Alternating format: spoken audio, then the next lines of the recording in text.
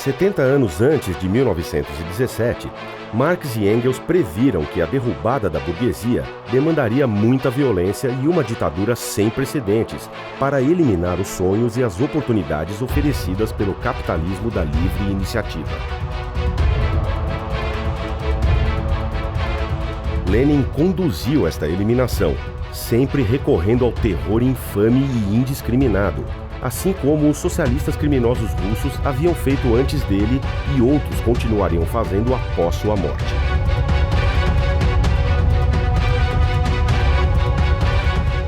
O falecido Rudolf Hummel, o demógrafo perito em contabilizar todos os homicídios em massa causados por governos, estimou o total de vidas humanas dizimadas pelo socialismo do século XX em 61 milhões de pessoas só na União Soviética.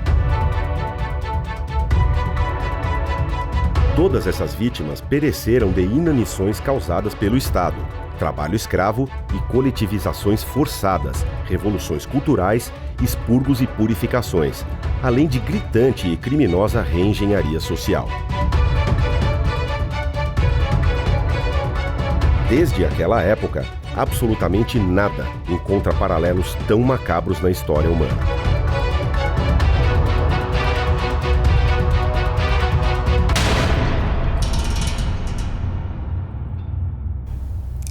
A personalidade comunista ou revolucionária tem origem no início ou um pouco antes de 1900.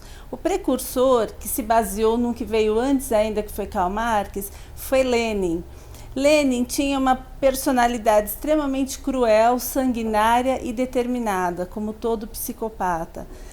Lenin tinha como determinante principal a revolução a qualquer preço, mas a revolução imposta pela crueldade, pela tortura, pela morte, pelo que fosse necessário.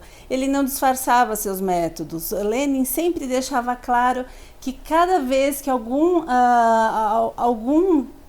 dono de terra, algum capitalista se manifestasse contra, ele deveria ser executado, mas não executado de forma discreta. Ele deveria ser executado em público, de forma mais cruel possível e de preferência em grupos. Ele cita que pelo menos 100 de cada vez deveria ser enforcado, deveria ser executado com um tiro na cabeça. Essa personalidade que tanto fascina, né, os nossos jovens comunistas até hoje, vem de uma coisa muito surpreendente, porque apesar dos métodos cruéis, apesar dos números infinitos de mortos, né, dizem que Lenin chegou a matar 5 milhões de pessoas, mas o porquê desse fascínio? Né? E a personalidade psicopata, que se caracteriza pela total falta de empatia, pela total falta de sentimento pela dor do outro, ela traz em momentos de guerra ou em momentos de dificuldades numa nação uma certa liderança, né? Esses psicopatas, de alguma forma, eles exercem uma sedução, eles exercem um poder devido a essa personalidade determinada, né? Tudo que eles querem é o quê? É fazer o seu plano ser realizado a qualquer custo, né? E para os jovens, para os moradores menos informados, isso soa como sedutor, né? Temos um governante que vai lutar por nós a qualquer preço.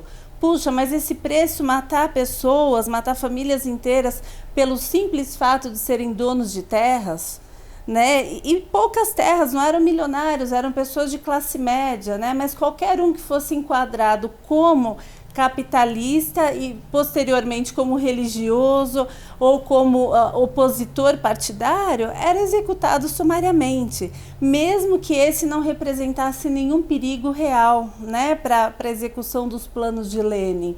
Então, o simples fato dele desconfiar que aquele grupo pudesse não aceitar suas ideias como verdade absoluta, esses grupos eram executados.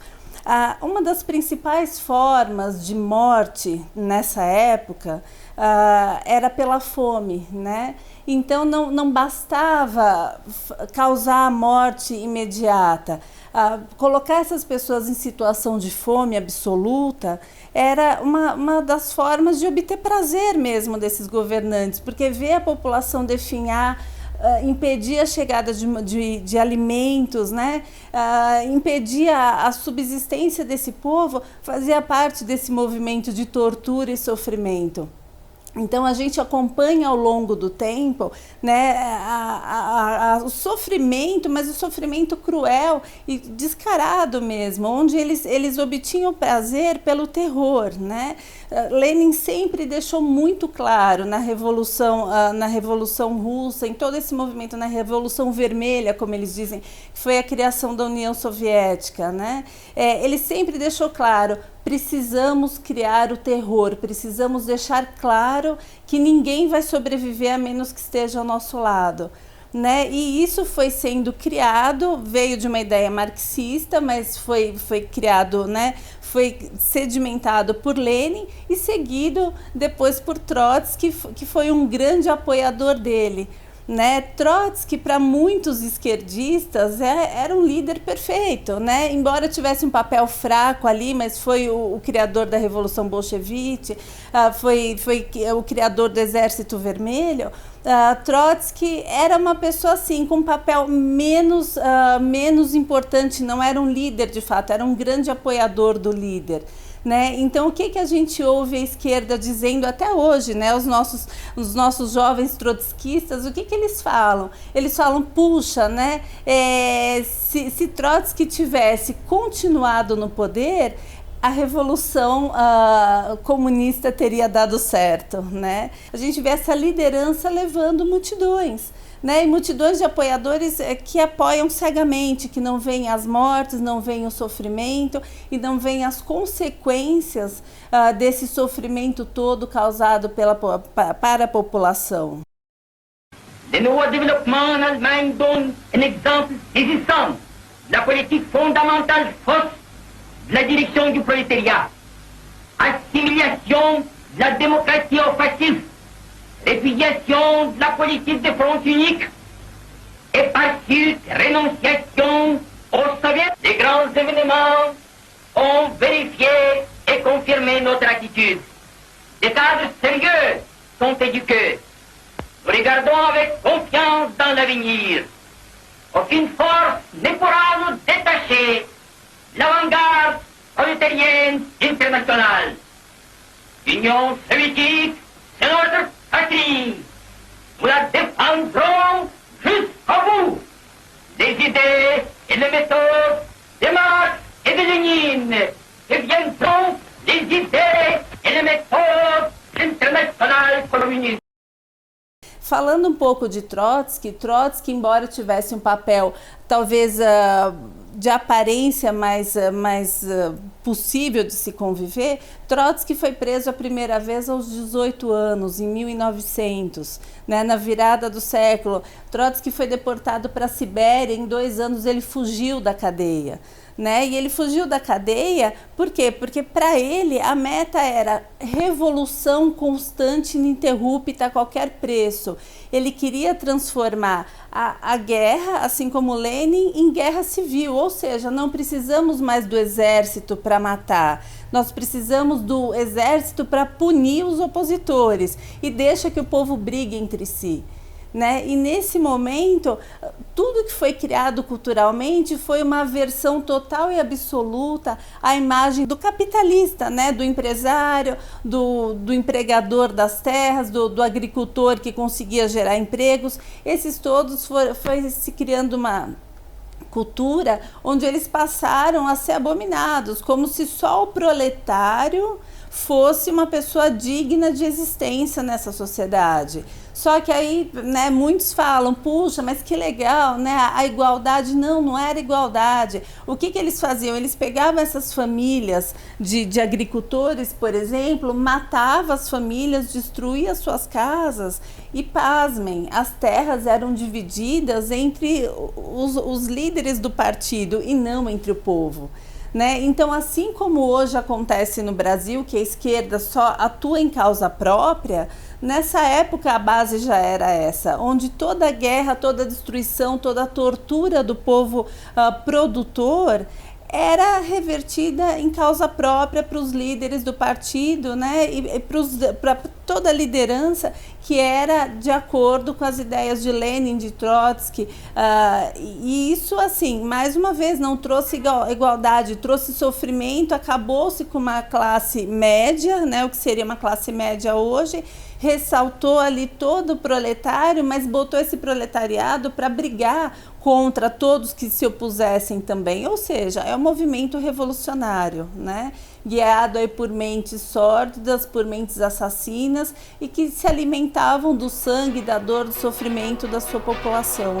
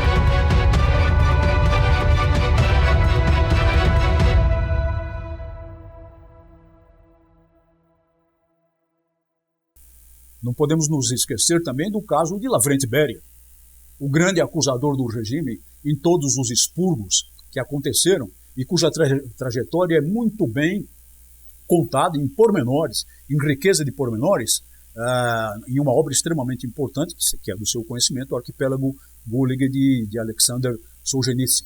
O próprio Beria, o grande acusador, o próprio Beria, o que levou à morte muitos militantes revolucionários de primeira hora, o próprio Beria, que levou à forca, que levou ao fuzilamento, que levou à desgraça muitos dos seus camaradas revolucionários de primeira hora, também acabou sendo apanhado pelos expurgos do regime.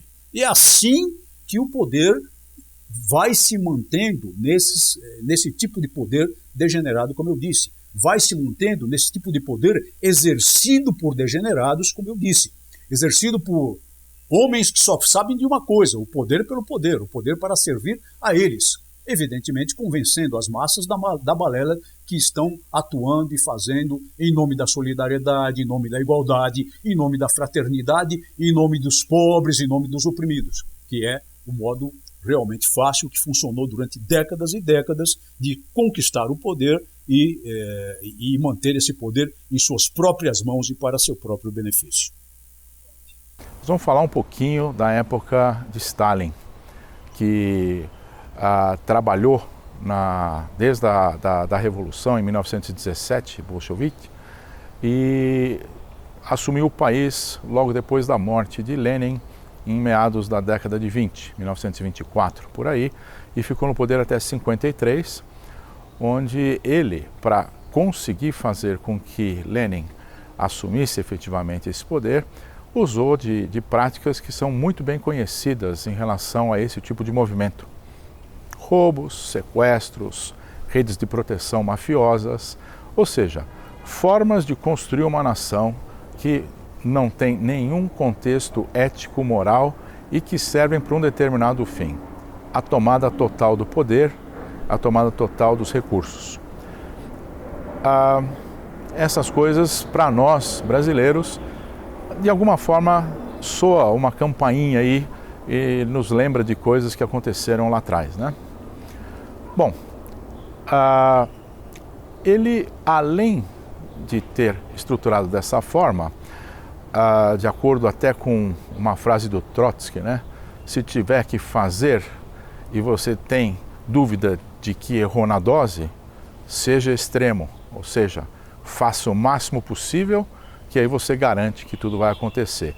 E baseado nesse princípio, Stalin partiu porque a gente pode chamar do expurgo, conhecido expurgo, onde eliminou correligionários de partido, oficiais, pessoas e principalmente aqueles que eram contra os trabalhadores da então unificada União Soviética. Isso ocorreu em torno de 1934 a 39, ou seja, o período pré-guerra.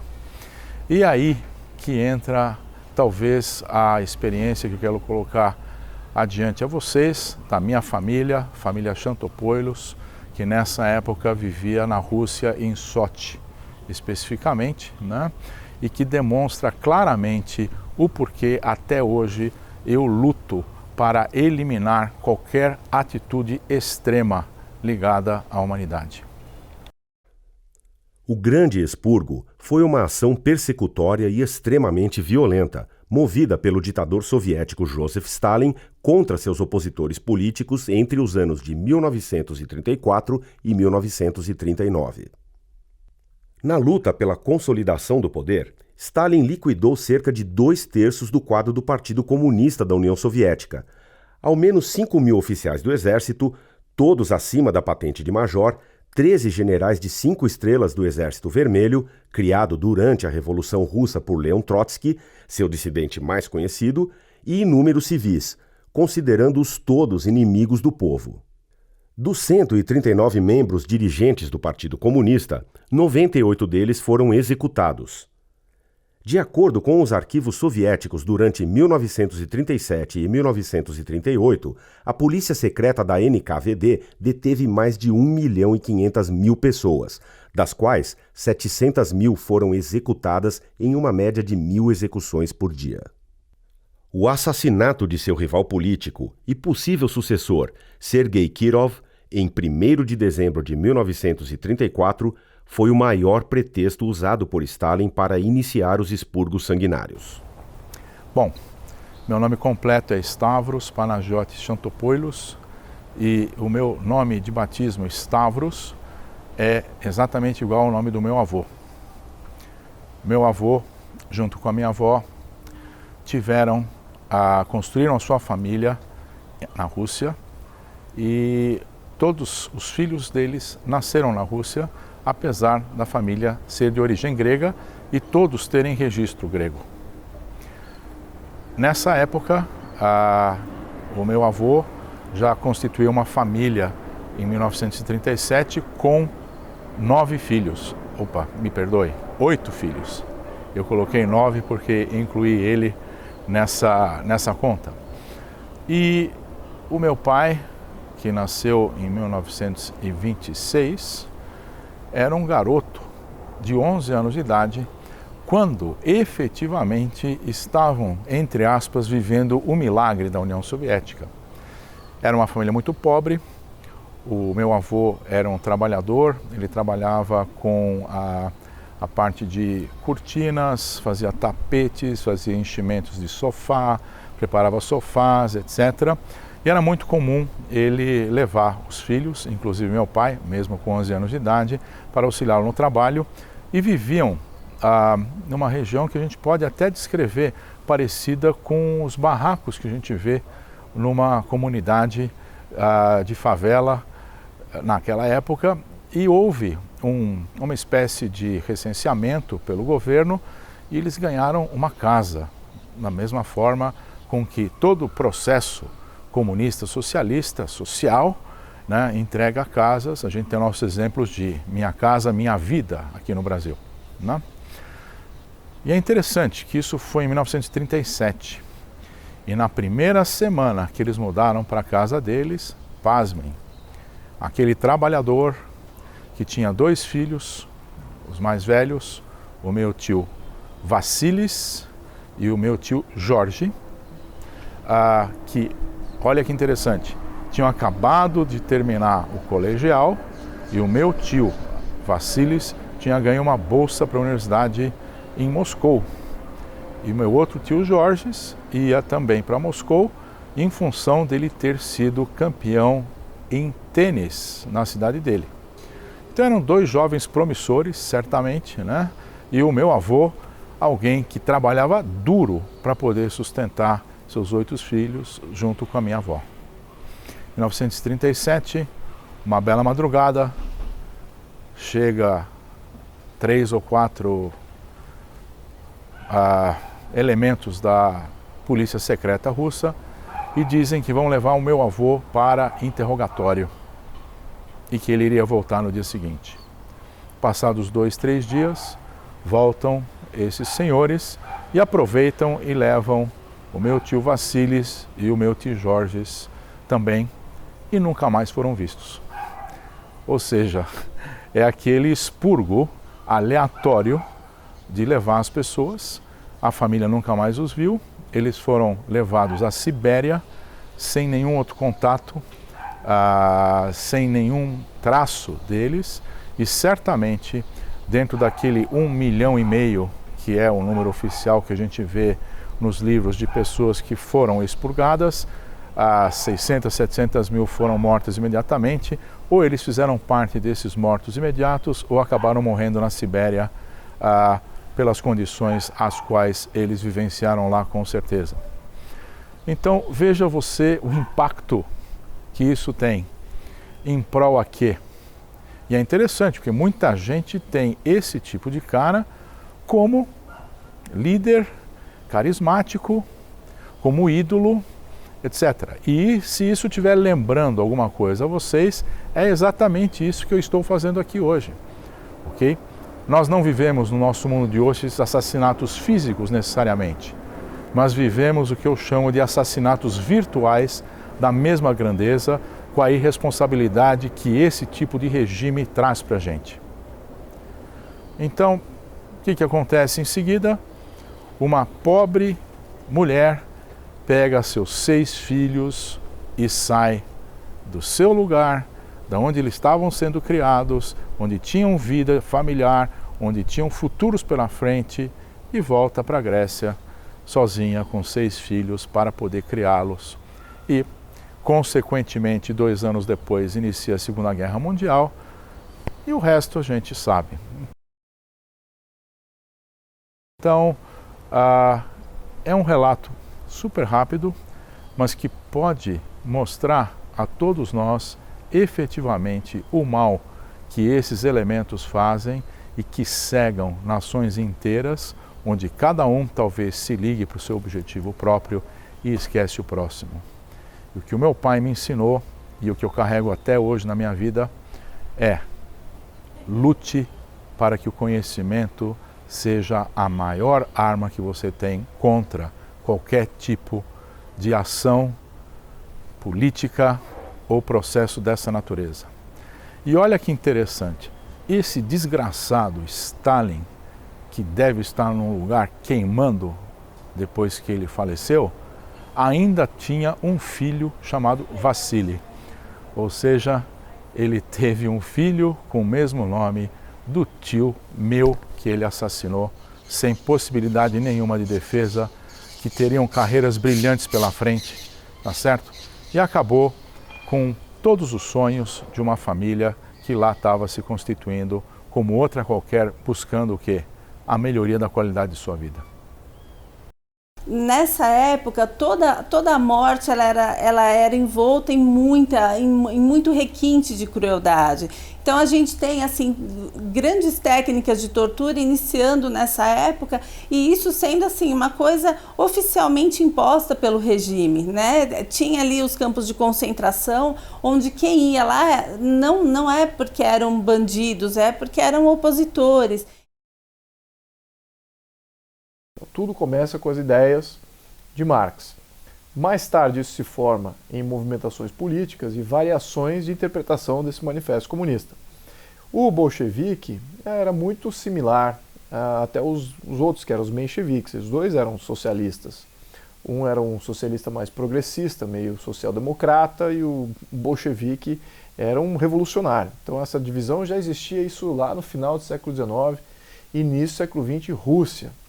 Agora o contexto no qual esses partidos começam a crescer. É um contexto de falha, é um contexto de falha governamental, um contexto de fraqueza, guerra, conflito, que mostra a debilidade do governo imperial do czar. Então, num contexto de entrada na Primeira Guerra Mundial, uma debilitação econômica profunda. Havia por volta de 16 milhões de pessoas que estavam combatendo essa guerra. E claro que você tinha que alimentar os soldados no fronte. E a Rússia, naquele momento, a Rússia czarista, ela era aliada da Grã-Bretanha e da França, contra a Alemanha. Então, esse contexto também é importante. Por quê? Primeiro que é um conflito mundial, muito grande, e a Rússia é um país extremamente atrasado naquele momento.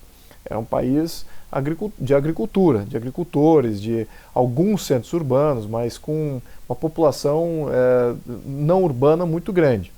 Uma deficiência aí, então, de você ter de dependência industrial de praticamente tudo, né? Todo material bélico era importado dos outros países, e uma série de outros produtos também, como têxtil, etc. Claro que aí a dependência também da questão logística de alimentação da população, não só no fronte, mas também das cidades, fica debilitado num contexto de guerra. Então, vamos entender que nesse contexto, todo país que entra numa guerra, ele tem que ser muito rico para ele perdurar na guerra. E a Rússia não se encontrava com uma economia condizente com o tipo de guerra que era no início do século XX. É uma guerra bem mais moderna. As guerras evoluíram e a Rússia não evoluiu. Manteve-se uma economia extremamente... um modelo político até quase que feudal, um modelo absolutista.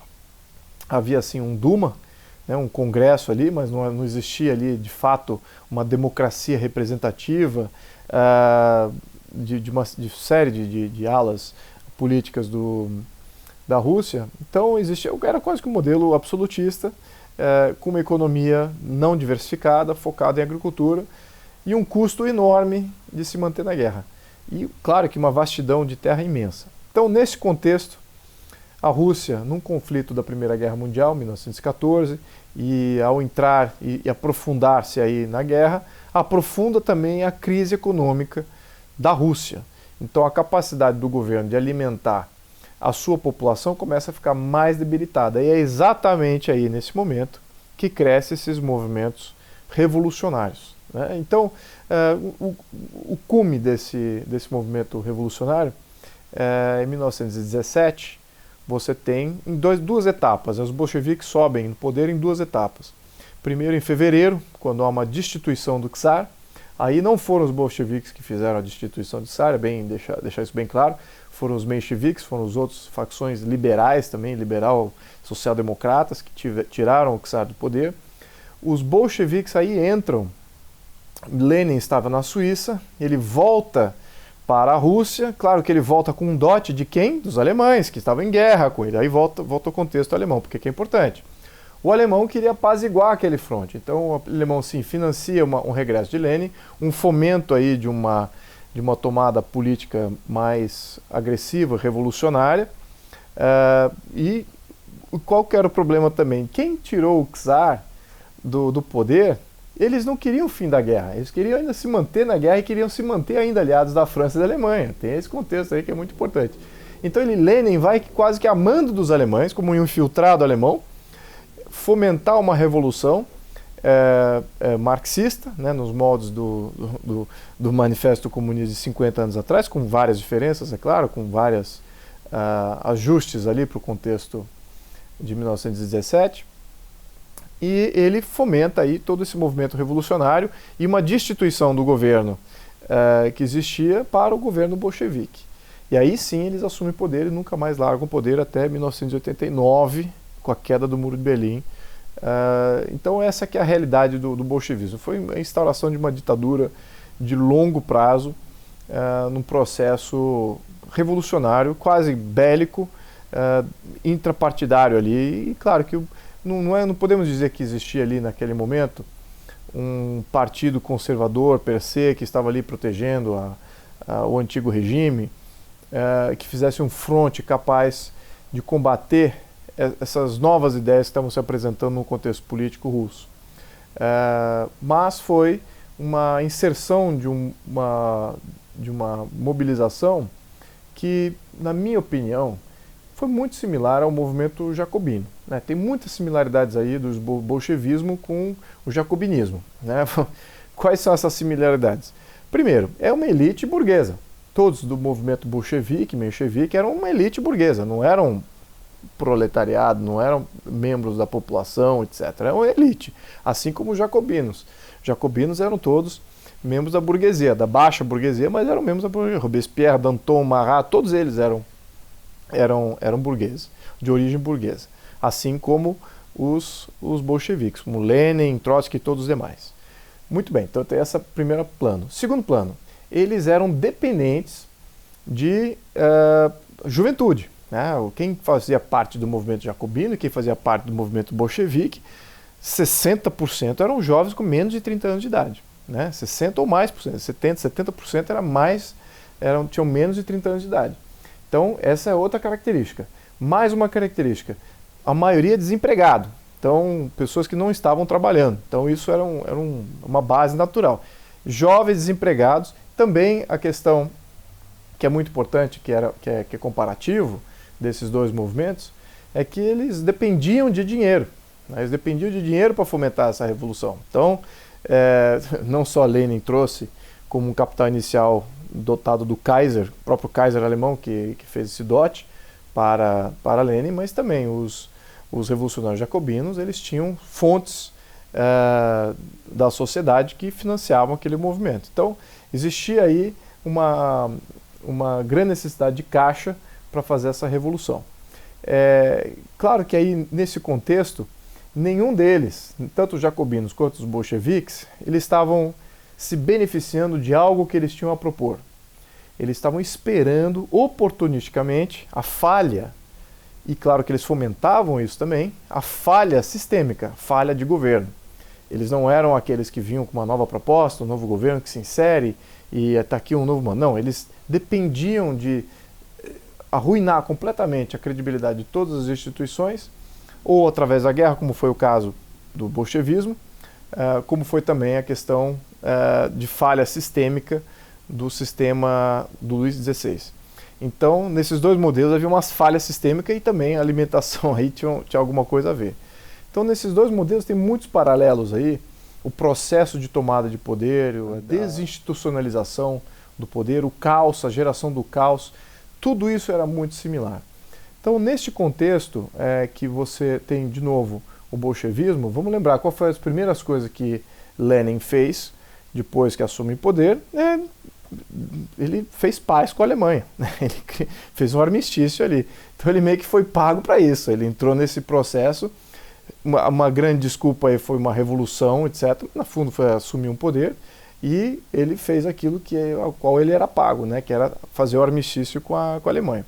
Então tá aí um contexto aí genérico do que foi, ao menos na minha opinião, e uma comparação daquele que foi o bolchevismo versus o jacobinismo, alguns paralelos aí, e o momento político que eles inseriram aí para o século XX.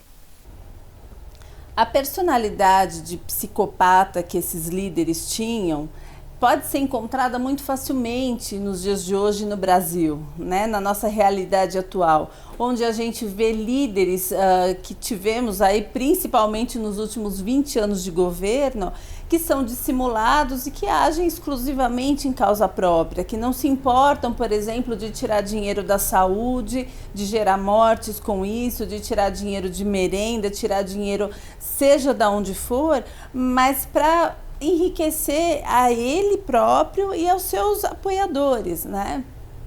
Então isso não tem nada de solidário, não tem nada de busca de igualdade, não tem nada de compaixão com a causa humana, e sim de destruição e assim, de uma atmosfera onde todos sejam apoiados a guerrear contra seus próximos, né?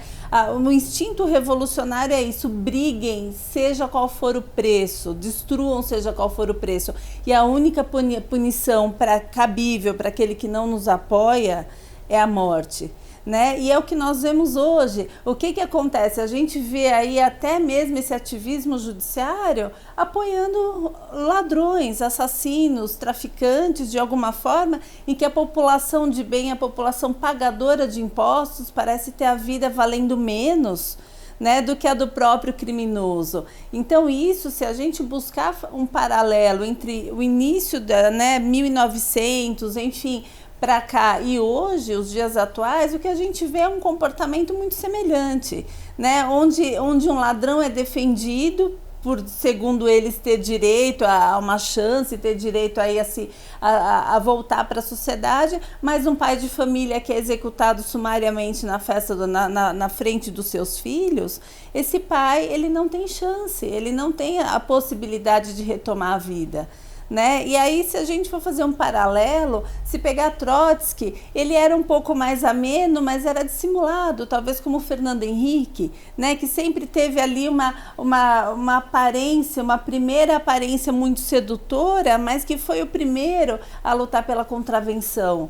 Então, o que a gente precisa entender é que um psicopata, ele só atua em causa própria, ele não é capaz de ter compaixão e empatia por nada que venha do outro. Bem, com relação à morte das famílias reais, né, porque a gente estava comparando o jacobinismo e o bolchevismo. Né? O jacobinismo aconteceu em 1793, o bolchevismo em 1917, quando os dois se iniciam. O que tem de interessante aí? É que a família real da França, ela não foi executada imediatamente. Ela ficou em cárcere um bom tempo. E o debate, o que se fazer com a família real, foi intenso e perdurou vários anos. As atrocidades que eles fizeram, que eles cometeram com os filhos do Luís XVI são imperdoáveis. Acho que num contexto de direitos humanos universais, não se faria nada com piores inimigos da humanidade o que fizeram com as crianças do Luís XVI.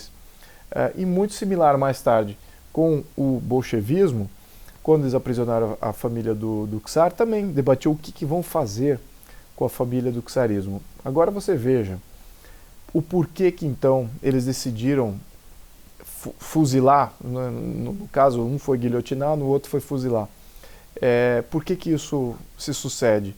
Porque é uma debilidade muito grande de governo, é uma ilegitimidade muito grande. Governos revolucionários, quando são feitos através da força, através da força bélica, como foi os dois sistemas, de uma certa maneira, através de uma grande revolução institucional, de mudança de regime, mudança de sociedade, mudança de economia, realidade econômica, tanto o jacobinismo quanto o bolchevismo tinham visões sobre propriedade privada que eram diversas, eram diferentes do atual status quo.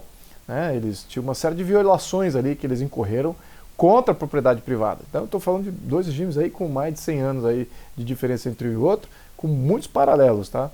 E com relação ao tratamento da família real daquele momento, aí sim tem muita similaridade, porque o medo que eles tinham de uma ressurgência era patente, por causa da falta de legitimidade do governo instituído e a maneira como ele foi instituído, de uma maneira revolucionária. Então a maneira revolucionária não instiga e não fomenta a legitimidade do regime. Isso podemos ver aí algumas revoluções que deram certo, revoluções republicanas, por exemplo, a Revolução Norte-Americana. Essa deu certo. O apoio popular, uma abrangência dos nativos contra o poder colonial, extremamente legítima. Agora, quando você destitui revolucionariamente um poder instituído, baseado em articulações, baseado em uma série de mentiras que são contadas, e claro, explorando uma falha assim, os governos falharam sem dúvida, eram governos que estavam em erro. No entanto, era o bastante para você fazer e cometer eles e julgar e já colocar a pena de morte, a execução das famílias? Claro que não, por isso que houve um longo tempo de cárcere, maus tratos, etc., que houve com essas duas famílias. Então, mas aí todo o tratamento e a execução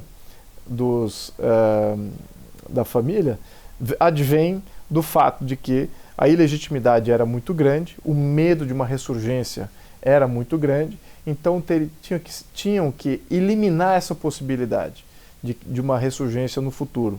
Ia voltar com uma legitimidade ainda mais forte. No caso da França, teve mais, por acaso aconteceu exatamente isso. Né? Vamos lembrar, e acho que aí que é o medo também que fomentou nos bolcheviques. Olha o que aconteceu na França, o pessoal esquece da história francesa. Depois do período de terror dos jacobinos, surge Napoleão Bonaparte. Até aí tudo bem, todo mundo conhece a história. E depois de Napoleão Bonaparte, o que acontece? Tem uma ressurgência de uma monarquia, tem um resgate monárquico na França, logo após Napoleão Bonaparte, depois ele ter ido em cárcere. Isso é um fato. E os bolcheviques estavam olhando isso no passado e falaram assim, poxa, tem um perigo aqui. Então, imagino que a perseguição dos bolcheviques contra os Romanov para aniquilar qualquer chance de uma restauração monárquica tinha que ser total. E acho que eles foram bem sucedidos na Rússia muito mais do que na França em 1793, né, e depois do Doravante, depois que eles foram executados. Então, eu acho que é isso que é o contexto aqui. Né? A falta de legitimidade, quanto mais ilegítimo é o poder que assume, quanto mais revolucionário e falsa essa revolução, mais sanguinário eles são em se impor e muito mais maquiavélicos eles são em perseguir aqueles que podem destituí-los mais tarde do poder. Bom, é interessante também conotar algo muito importante. E é algo que até hoje eu particularmente, o que nós vivemos e eu particularmente vivi no meu país nos últimos 20 anos, e 20 anos vamos falar aqui de basicamente de 2002 para cá, né? Sem levar em consideração o período de preparação para tudo isso feito pelo período antecessor, né? A gente percebe muito bem que na União Soviética, inicialmente na Rússia, né, tudo isso se inicia por uma tomada de poder via armas, via guerra, tá certo? Via violência. E depois eles percebem que existe uma estratégia de manipulação mental muito forte, onde você trabalha dentro do contexto de Gramsci, que faz com que você monte todo o seu aparato em cima de um tabuleiro, que faz com que você, através de um processo, por meio de ações, né, e através de processos de divisão, você de forma sorrateira, tranquila, vai construindo essa captação desse processo maléfico que cria tudo menos desenvolvimento. Cria centralização de poder, não tem nada associado à motivação própria de vida, tá certo? Não privilegia aqueles que têm talento necessariamente e assim sucessivamente. Então é interessante conotar que houve um processo que percebeu-se que não há necessidade das armas. A maior arma é você usar processos que lavam literalmente o cérebro das pessoas e fazem com que você crie ódio entre grupos, desviando a característica de atenção e permitindo que você tome o poder sem necessariamente dar um tiro sequer, ou se tiver dar alguns tiros, você escolhe seus alvos e elimina aqueles que efetivamente podem atrapalhar o seu processo. A gente também percebeu vários movimentos dessa natureza aqui e tivemos algumas mortes durante esse processo de 3, 4, 5 pessoas no Brasil que talvez iriam atrapalhar o processo. Graças a Deus acordamos para isso, não estamos livres disso ainda, mas eu tenho muita fé que iniciou-se um processo que a gente vai poder trabalhar e erradicar isso, e espero de uma forma que consigamos atingir a massa no sentido deles perceberem que há vida longe de Bolsas Famílias, de camiseta de candidatos, de promessas não cumpridas, tá certo? De projetos cujo valor aplicado no projeto é 10, 15% e o resto é desviado para fins ideológicos e de poder de poucos. Óbvio que num regime democrático, que venha a ser talvez a melhor forma de constituir um processo de condução de uma nação, a gente também tem que tomar muito cuidado para que esse regime tenha processos que possam fazer com que quem está no poder faça com que haja movimentos, programas, o que quer que seja, sociais, para promover cada vez mais a educação e o conhecimento da população, para que as pessoas percebam aquilo que efetivamente traz qualidade de vida para elas. Então, essa talvez seja a melhor arma natural para expurgar a possibilidade de infiltração desse tipo de radicalização. Por outro lado, dentro do contexto democrático, você tem que estar muito consciente de como eles agem para assumir o poder e fazer de tudo, dada o conhecimento e a inteligência aplicada a isso, para que isso não ocorra. Porque não existe exemplo nenhum da face da Terra de comunismo, socialismo, qualquer que seja a forma com que ele é implementado, que traga algum tipo de benefício ou sucesso a uma nação.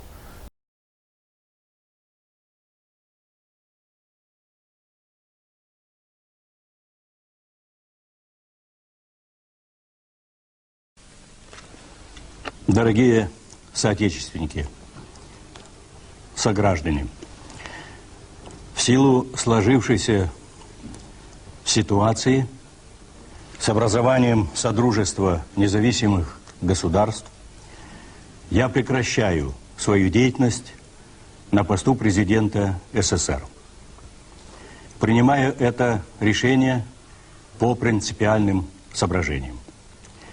Я твердо выступал за самостоятельность, независимость народов, за суверенитет республик, но одновременно и за сохранение союзного государства, целостности страны. События пошли по другому пути. Возобладала линия на расчленение страны и разъединение государства, с чем я не могу согласиться. И после Алматинской встречи и принятых там решений моя позиция на этот счет не изменилась. Кроме того, убежден, что решения подобного масштаба должны были бы приниматься на основе народного волеизъявления. Em dezembro de 1991, após 74 anos de causa e crimes, além de muita destruição e miséria, a Revolução Bolchevique fracassou e finalmente foi oficialmente abolida. O maior país da Terra, repleto de abundantes recursos naturais de todos os tipos, não conseguia mais nem sequer cumprir suas metas de prover as necessidades básicas de seus cidadãos. Sem nenhuma propriedade privada sobre os meios de produção e sem uma economia de mercado, há um ditado russo que diz: "A única lição da história é que não aprendemos nada com a história." Para um enorme número de pessoas ignorantes, o socialismo ainda é uma aspiração contínua, mas sabemos que se trata de um regime criminoso, genocida e que só vem causando tragédia, morte e fracasso ao redor de seus mais de 100 anos.